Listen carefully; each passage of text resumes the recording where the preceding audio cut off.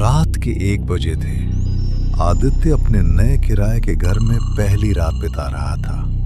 घर पुराना था लेकिन किराया बहुत कम था।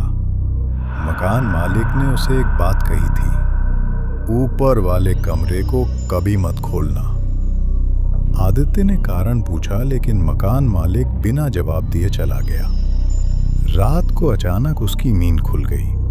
उसे ऊपर से किसी के चलने की आवाज सुनाई दी, ठक ठक ठक। आदित्य ने सोचा कि शायद कोई चोर होगा। वह टॉर्च लेकर सीढ़ियां चढ़ गया। ऊपर पहुंचकर उसने देखा कि आवाज उसी बंद कमरे से आ रही थी।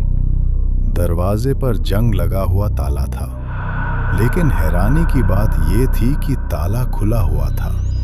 उसका दिल जोर जोर से धड़कने लगा। धीरे से उसने दरवाजा खोला। कमरे के अंदर खूब अंधेरा था। टॉर्च की रोशनी फैलाते ही उसे एक पुरानी कुर्सी दिखाई दी और उस कुर्सी पर कोई बैठा हुआ था। आदित्य डर गया। उसने रोशनी सीधी उस पर डाली, लेकिन कुर्सी खाली थी। अचानक पीछे से दरवाजा बंद हो गया।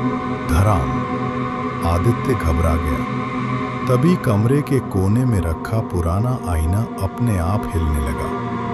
उसने आईने की तरफ देखा। आईने में उसका प्रतिबिंब दिखाई दे रहा था, लेकिन कुछ सेकंड बाद प्रतिबिंब मुस्कुराने लगा, जबकि आदित्य बिल्कुल नहीं मुस्कुरा रहा था। उसकी सांसें तेज हो गईं। वह पीछे हटने लगा। तभी आईने में खड़ा उसका प्रतिबिंब धीरे धीरे बाहर आने लगा। पहले एक हाथ, फिर दूसरा हाथ और फिर पूरा शरीर। अब उसके सामने उसका ही दूसरा रूप खड़ा था, लेकिन उसकी आंखें पूरी तरह काली थीं। वह डरावनी आवाज में बोला, "ये कमरा मेरा है।" आदित्य चीखते हुए दरवाजे की ओर भागा, लेकिन दरवाजा नहीं खुला। तभी कमरे की लाइट अपने आप जल उठी।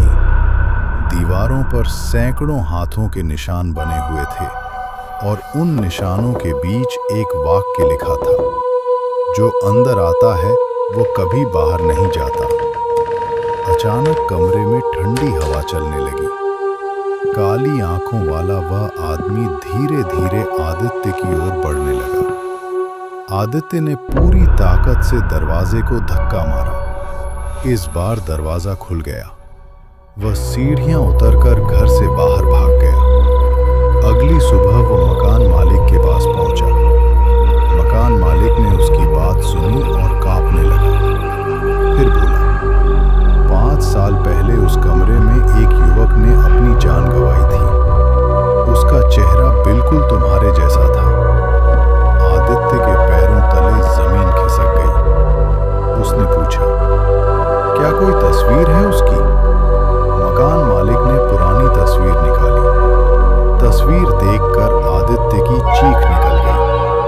तस्वीर में वही चेहरा था जो उसने रात को आईने से बाहर आते देखा था, और तस्वीर के पीछे लाल स्याही से लिखा था, "मैं अभी भी उस कमरे में हूं।"